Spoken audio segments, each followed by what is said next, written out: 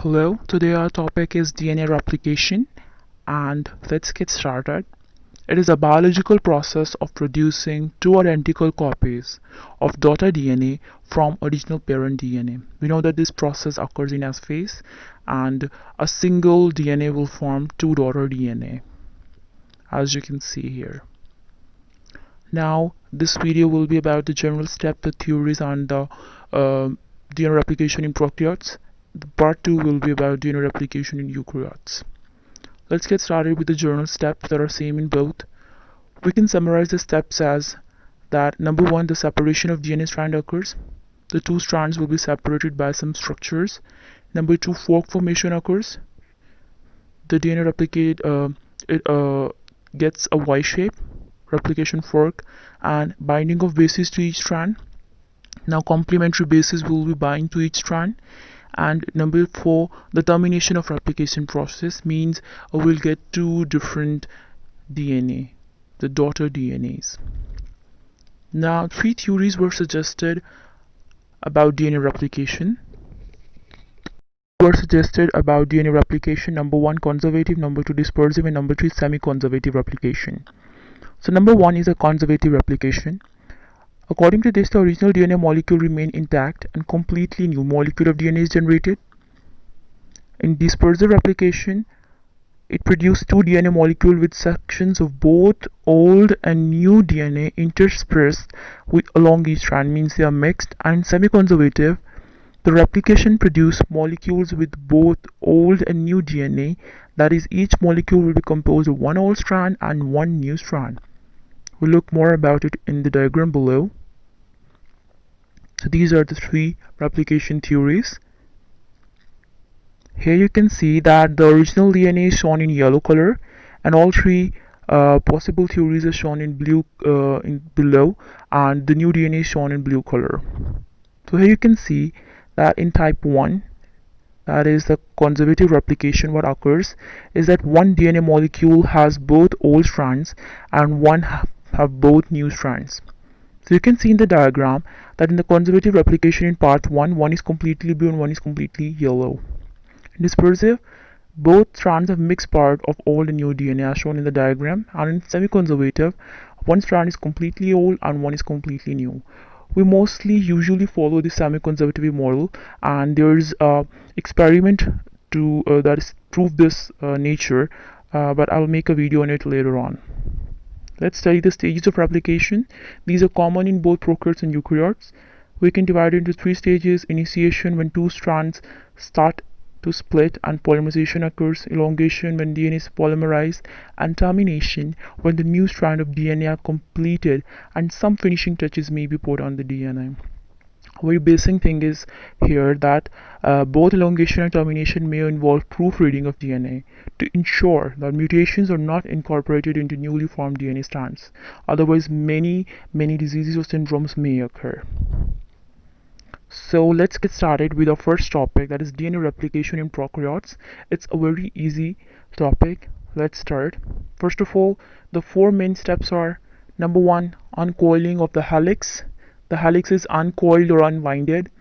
Number 2, the strand separation by breaking the hydrogen bonds, because we know that between the bases AT and CG hydrogen bonds are present. Number 3 is that base pairs will attach. And number 4, 2 new strands are formed. So we see in the diagram below that here you can see that the replication begins at a specific site in the DNA called ORI, as shown in the diagram, that where the replication starts, that region is known as ORI, region of replication. And replicon is a region of DNA or RNA that replicates from a single region of replication, and the DNA replication is bidirectional from the region of replication, as shown in the diagram here, that the DNA is bidirectional. Now moving forward, we are going to discuss the steps one by one.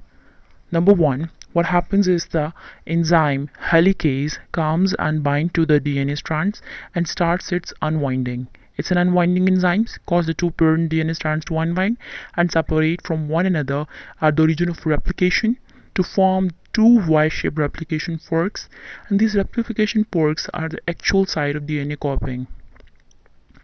Up next is that, as shown in the diagram below, that helix destabilizing proteins bind to the single-stranded regions, so two strands don't rejoin. Number one, helicase comes and bind and unwind them, and number two, binding proteins stabilize the unbound parental DNA. So if there is a DNA, helicase will act like a Caesar and it will unwind them by breaking the hydrogen bonds. We can say that. Now, up next is that the topoisomerase will come and bind to it, and if there is any stress, it will just remove that. The enzyme called topoisomerase produces breaks in the DNA and then rejoin them in order to relieve the stress in the helical molecule during replication. As you can see in the diagram, that first the segment, it is like passing from the above point, but later on it first of all it cuts this at the back end, and then it rejoins it. So any stress that torsional stress that were present, it is removed now. No stress, right? It will bind together on the parent strand with hydrogen bonding, and they will bind together with the help of phosphodiester bond through one another on the same strand. That will be shown in the diagram, and we can see that the phosphodiester bond formed between the 5' phosphate group of new nucleotide and the 3' OH of the last nucleotide in the DNA strand.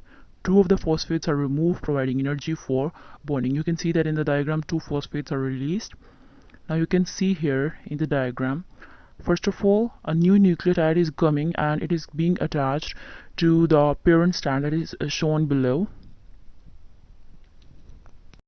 It will attach with the help of hydrogen bonding. As we know, AT and CG have hydrogen bonds. And the nucleotides that are forming a new strand, they will be bind together with the phosphodiester bond. So this is the difference. You must memorize it. Now the next enzyme we have is the primase. To start the synthesis of the leading strand and each DNA fragment of the lagging strand, an RNA polymerase complex called a primosome primase is required. It is capable of joining RNA nucleotides only in pre-existing strand. Not only in pre-existing strand, it can join it anywhere, and later is replaced by DNA polymerase, and we can see it attaches to the, because DNA polymerase only attaches to the 3' end. You can see the RNA primer and the diagram. Now I'll study the nature of DNA polymerase. Why RNA primer is introduced? Because DNA polymerase cannot start working from scratch. It can only attach new nucleotides on the 3H group of a nucleotide in a pre-existing strand. You can see that. And it can only be synthesized in a 5' to 3' direction, whereas the parent strand is running in a 3' to 5' direction. Now the two strands forming are anti-parallel. These are leading strand and lagging strand. The leading strand is the parent strand running 3' to 5 direction, and the lagging strand is running 5' to 3'. Leading strand is continuously making, and lagging strand is discontinuously making in short fragments called Okazaki fragments. Now the DNA polymerase here are of 5 types in bacteria, and these are named as 1, 2, 3, and 4, 5. First 3 are shown here, and the later 2 are like they are just involved in the DNA damage bypass.